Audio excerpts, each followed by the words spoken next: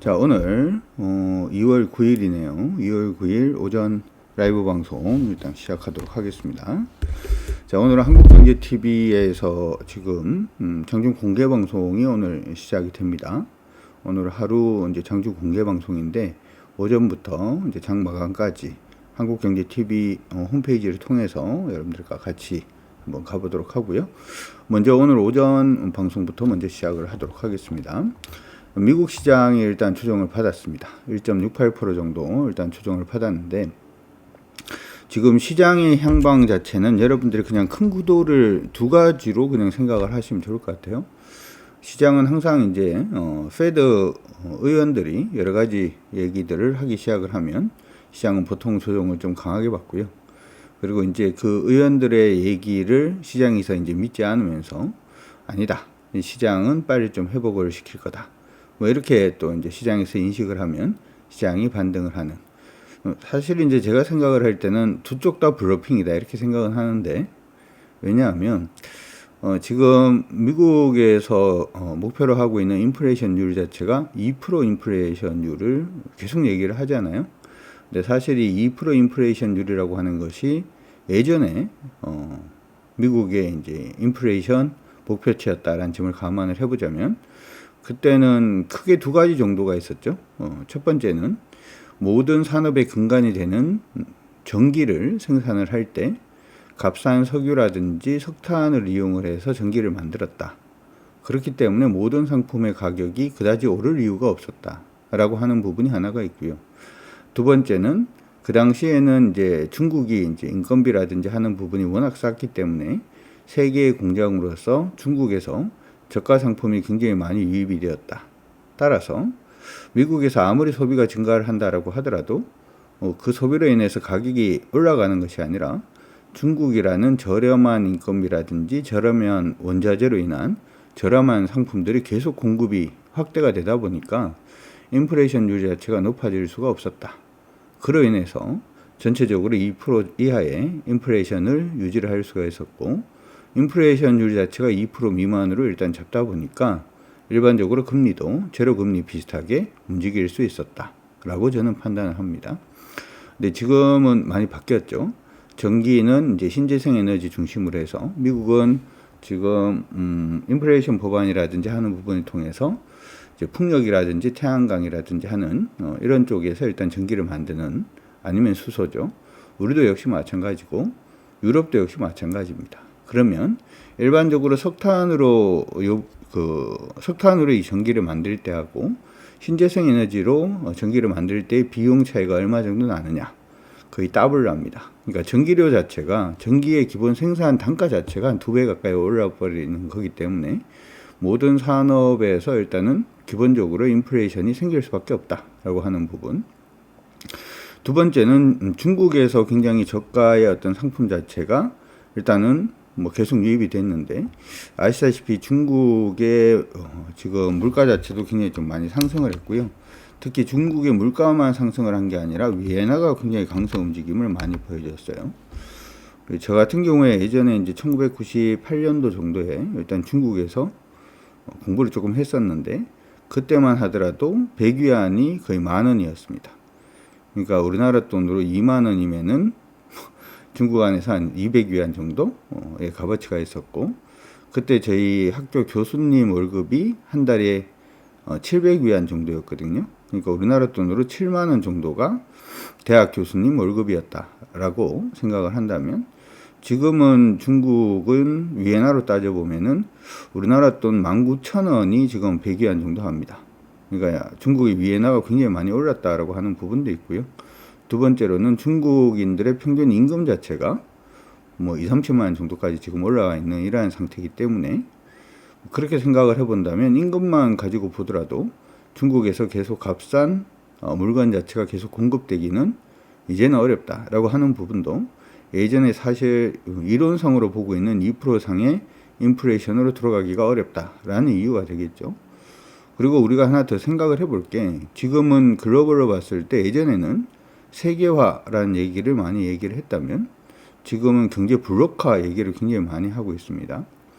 그러니까 세계화하고 블록화하고의 가장 큰 차이점은 뭐냐면 세계화일 때는 인건비라든지 원자재가 가장 싼 곳에서 물건을 생산을 해서 그 다음에 유럽이라든지 미국 이런 쪽으로 일단 판매를 하면 가장 많은 이윤을 남길 수가 있겠죠.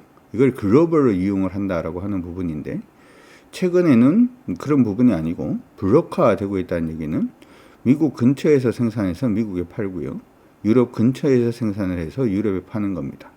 당연히 아시아보다는 유럽이라든지 미국이 인건비가 높겠죠.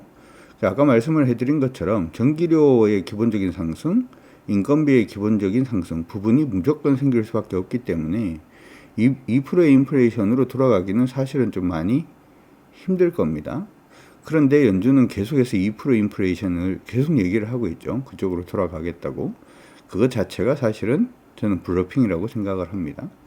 그래서 그 블러핑이 세지기 시작을 하면 시장이 밀리는 거고, 일반적으로 미국이 경기 침체라든지 아니면 금리 인상하고 난 다음에 경기가 좋아지지 않을 경우에 지금까지는 보면 금리를 바로 내리는 경우가 굉장히 많았거든요. 그리고 좀 기간이 걸렸던 시기를 생각을 해보더라도 5개월 정도 금리를 이제 올리고 난 다음에 5개월 정도 유지를 하다가 그 이후부터는 다시금 금리를 낮추면서 경기를 부양하는 경우가 굉장히 많았습니다. 근데 이번에 지금 미국 시장 조정을 받았던 부분에서 시장 안에서 얘기를 했던 우리 존 윌리엄스 지금 뉴욕 연방 준비은행 총재님이시죠.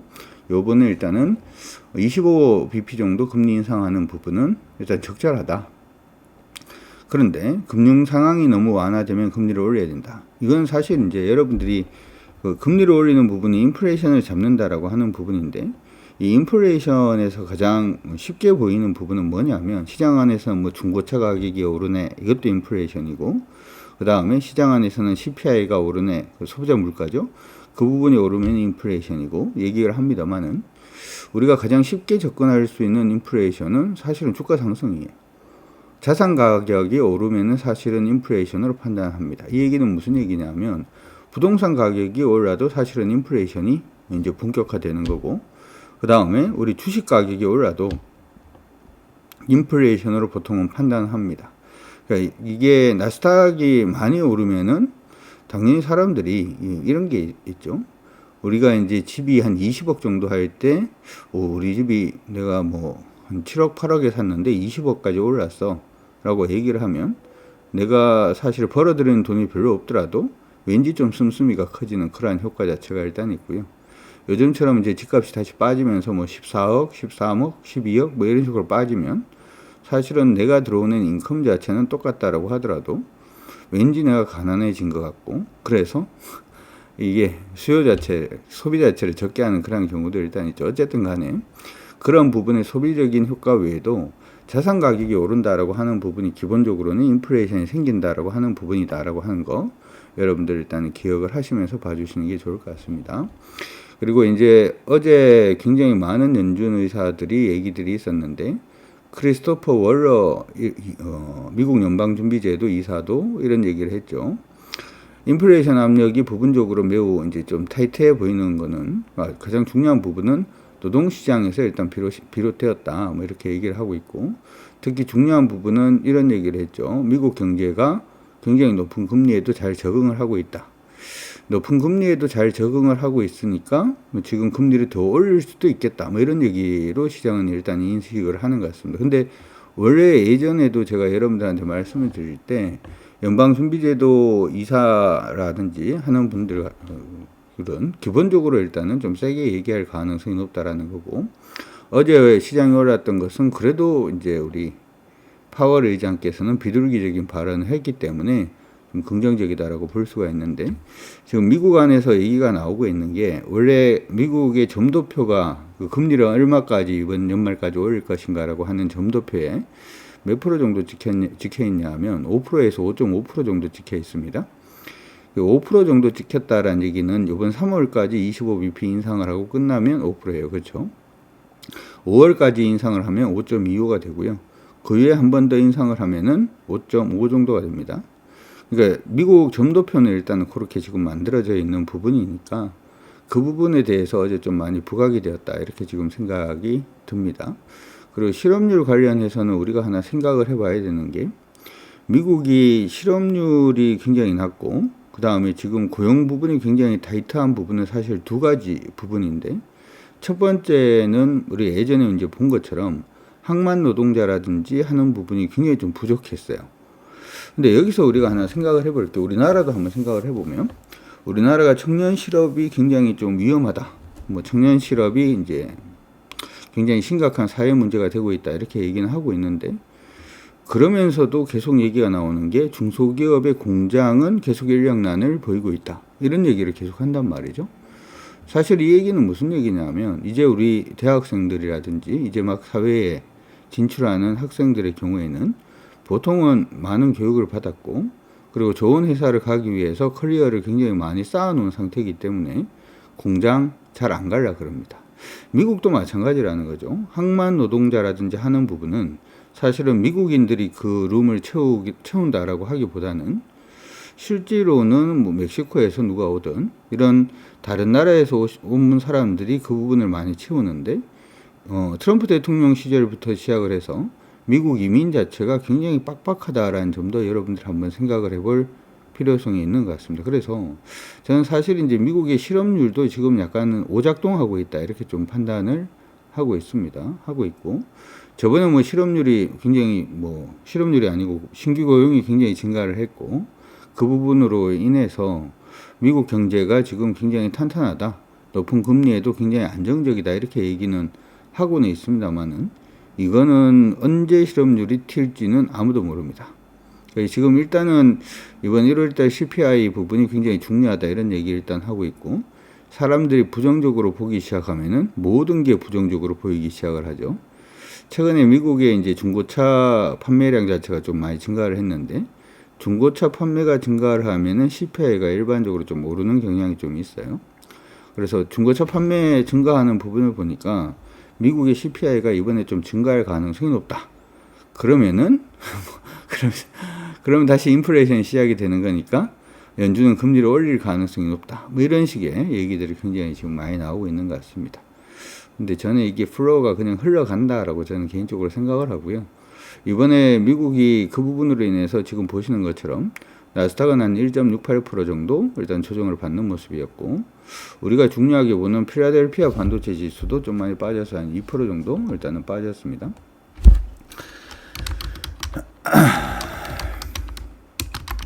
필라델피아 반도체 지수는 2.19%까지 일단 빠졌어요. 일단은 오늘 오전 시장 출발할 때는 일단 필라델피아 반도체 지수 빠졌으니까 우리 반도체 관련된 종목군들이 조금은 좀 흔들릴 수 있겠다라고도 생각을 해볼 수가 있고, 두 번째로는 나스닥 시장이 빠졌으니까 오늘 시장이 전반적으로는 좀 약세를 보일 수가 있겠다라고도 판단할 수 있을 것 같습니다.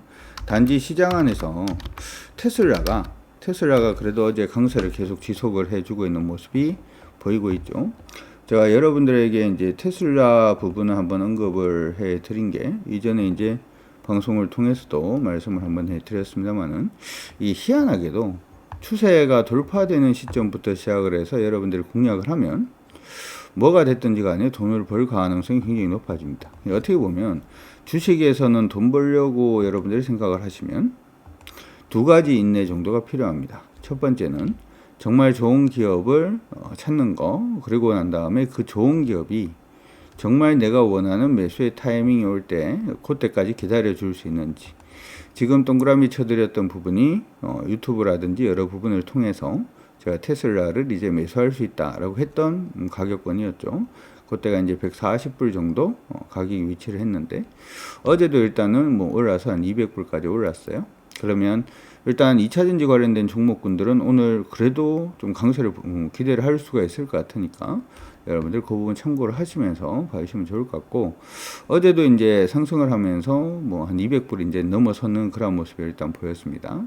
테슬라 가지고 계신 분들은 이제 테슬라가 저항선 한번 돌파를 해주고 있는 모습이 일단 나타나고 있는 그러한 상태니까, 만약에 테슬라가 이제 조정을 받는다라고 하더라도 189불을 깨지지 않으면 조금 더 그냥 올라갈 가능성이 높다라는 쪽으로 일단은 조정을 일정 부분 받는다고 겁내지 말고, 그러면 큰 수익 내기가 어렵죠. 원래 주식이라고 하는 것이 오르면 빠지고 빠지면 오르고 오르면 빠지고 하는 부분이 반복이 되면서 계속 가는 거기 때문에 이게 사실은 이제 빠질 때 어느 정도 빠지는 것까지를 용인을 할 것인가, 용인을 해줄 수 있는 것인가 라고 하는 부분이 여러분들이 감을 잡기 시작을 해야지 시장 안에서는 좀 흐름을 타면서 큰 수익을 올릴 수 있는 부분을 만들어낼 수가 있는 겁니다. 그래서 제가 이제 무료 방송이 되었던 여러 부분을 통해서, 여러 채널을 통해서 여러분들과 함께 할 때 여러분들은 그 부분을 일단 체크하시면서 봐주시면 좋을 것 같아요. 어쨌든 2차 전지는 오늘 한번 그래도 기대를 해보자, 이렇게 먼저 말씀을 한번 해드리고요. 나스닥이 조정을 받았어요. 조정 받는 것도 저는 사실 조금 묘하다라는 생각을 좀 많이 하게 되는데, 나스닥 시장의 전체 흐름 다시 한번 더 체크를 해보도록 하겠습니다. 지금 시간이 뭐 8시 50분이니까 아직 우리 시장이 시작하기 전이죠. 자, 지금 보면은 나스닥 시장은 저번에 말씀해 드릴 때 일단은 뭐 유럽의 여타 시장이나 우리나라 시장하고 조금 다르게 하락이 계속해서 그래도 지속이 되고 있는 시장들 중에 하나입니다. 하락이 지속이 되고 있는 시장들 중에 하나고, 중간에 한번 반등을 해주는 모습이 보이면서 기술적으로 좀 치고 올라오고 있는 그런 모습이 일단은 보였죠. 두 번째로는 지금 하락하고 있는 부분이 그러면 지금의 추세 자체를 이탈을 시키고 있는 것인가에 대해서 여러분들이 생각을 하셔야 돼요. 항상 뉴스를 보면은, 뉴스는 여러분들 뉴스 보시면서 여러분들의 투자 심리라든지 투자하는 데 판단을 내리시지 않았으면 좋겠습니다. 저는 무슨 얘기냐면, 여러분들이 시장이 빠지면은 뭐가 궁금하죠? 시장이 왜 빠졌는지가 궁금하죠. 그러니까 기사라든지 하는 부분은 전부 다 시장이 왜 빠졌는지에 대해 가지고 여러분들에게 알려주려고 굉장히 노력을 많이 합니다. 당연히 시장 기사는 굉장히 불안한 기사들 위주로 해서 기사가 나올 수밖에 없다라는 걸 인식을 하셔야 돼요. 그래서 기사가 안 좋게 나왔다라고 하더라도 중요한 것은 지금 나스닥 시장의 흐름이 그래서 꺾였냐 꺾이지 않았냐를 여러분들이 자꾸 판단하시는 것이 중요하고, 꺾이지 않았다면 여전히 상방으로 보시는 게 저는 바람직하다라고 생각을 합니다. 자, 나스닥에서 중요한 가격 포인트 그냥 하나 언급을 해드리면은, 우리 제 기법으로 봤을 때는 11,691포인트 정도가 중요합니다. 11,600포인트 정도가 되겠네요. 그냥 11,690포인트, 죄송합니다. 11,690포인트 정도가 일단 중요하고요. 11,690포인트가 중요합니다. 그래서 그 포인트가 깨지지 않으면은 크게 뭐 무리 없다라는 쪽으로 여러분들이 생각은, 조정을 받더라 하고도 크게 무리 없다라고 생각을 하시는 게 좋을 것 같고요. 완전히 시장이 나스닥 시장이 무너지는 쪽까지 무너지는 쪽까지의 포인트를 잡아보면 11,388포인트 정도가 됩니다. 그래서 11,388포인트까지 만약에 조정을 받는다라고 하더라도 이 부분이 일단 깨지지 않으면 나스닥 시장은 언제든지 반등할 수 있다. 방금 이제 말씀해 드린 것처럼 시장은 어차피 오르면 빠지고 빠지면 오르고를 반복을 하는 거기 때문에 그 부분에 대해서 여러분들이 조금 더 중점적으로 생각을 해 두시는 게 어떨까, 그렇게 생각이 드니까 참고는 해 주시기 바랍니다. 그리고 이번에 이제 3월 CPI 나오고 난 다음에 CPI가 뭐 굉장히 크게 떨어지지 않는다라고 하더라도 CPI 부분이 지금 저는 중요하지 않다라고 생각을 해요. 왜냐하면 어차피 CPI가 어떻게 나오든지 간에 연준 의원들은, 연준의 이제 페드 이사분들께서는 굉장히 강한 부분의 어조로 시장에 대해서 얘기할 가능성이 굉장히 높아요. 우리가 봐야 되는 중요한 지표 자체는 제조업 지수라든지 하는 부분, 미국 경제가 침체가 어떤 식으로 빨리 되고 있는지에 대해서 여러분들이 계속 보셔야 됩니다. 왜냐하면 한쪽에서 지금 금리 인상에 대한 얘기를 하면서 시장을 민다. 페드의 이사분들은 어떻게든 지금 무슨 얘기도 나왔냐 하면은 6% 정도까지도 금리 올릴 수 있다, 이런 얘기가 일단 있었고, 그 다음에 시장에서 원래 예상을 했던 것은 이번 11월 달 정도 되면 그래도 금리 인하 얘기가 나오면서 금리 인하가 좀 되지 않을까? 뭐 이런 얘기도 일단 있었는데, 요번에 얘기 나왔던 부분 중에서 a few years, 그쵸? 몇 년 동안은 높은 금리가 그냥 유지될 수 있다. 그러니까 올해 말에 뭐 금리 인하를 얘기를 하는 게 아니라 내년도 금리 인하를 안 할 수 있고요. 그 다음도 금리 인하를 안 할 수 있다. 뭐 이런 얘기를 지금 해버리니까 시장에서는 화들짝 지금 놀란 거죠. 놀란 건데, 만약에 경기가 침체가 되는 모습이 계속해서 보이기 시작을 하면, 지금 시장 논리는 연준에서는 더 이상 금리를 올리지 못할 것이다. 그리고 올렸던 금리 자체도 낮출 수밖에 없다. 뭐가 되면? 경기 침체가 지속이 되면. 그러면 지금은 경기가 침체되고 있는 부분이 확인이 되고 있느냐라고 생각을 해본다면 경기가 침체가 되고 있는 부분은 확인이 되고 있습니다. 어떤 부분에서 그 부분이 확인이 되고 있는지도 우리가 한번 생각을 해볼 필요성은 있겠죠. 생각을 해볼 필요성은 있는데 경기가 둔화되고 있다라고 하는 부분이 지금 시장에서 계속 판단이 되고 있는 가장 주된 부분들 중에 하나는 제조업 지수 자체가 지금 계속 빠지고 있어요. 제조업 지수 자체가 계속 빠지고 있는 그런 모습이 일단 나타나고 있고요. 미국 제조업 지수를 그러면 한번 체크를 해볼까요?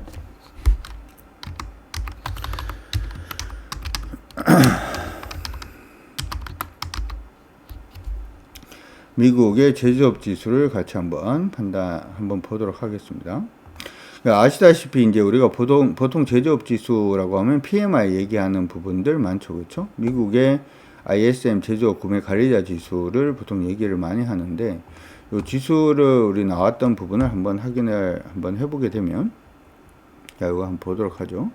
지금 보시는 것처럼 미국은 지금 제조업 지수가 이전에 2021년도 4월 달을 기점으로 해서 지금 계속 빠지고 있는 중이고, 이전에 얘기를 했는 것처럼 미국의 금리 인상의 효과 자체가 지금부터 본격적으로 이제 나타난다는 점을 감안해 보자면, 이거 나오기 시작하면 또 시장 안에서는 좀 불안하다. 물론 이게 지금 서비스업 부분은 뭐 좀 괜찮게 나올 수도 있다, 뭐 이렇게 얘기는 합니다만은 중요한 것은 그냥 제조업입니다. 제조업 경기 자체가 계속 둔화가 되고 있는 모습이 나타나고 있기 때문에 또 이러한 부분이 부각이 되면은 시장은 또 오를 수 있다라고 하는 부분, 여러분들 기억을 하시면서 시장을 봐주시면 좋을 것 같아요. 자, 계속해서 우리 시장 그러면 한번 생각을 해보도록 하죠. 미국이 일단 빠졌으니까 우리도 일단은 빠져서 출발할 가능성이 굉장히 높겠죠.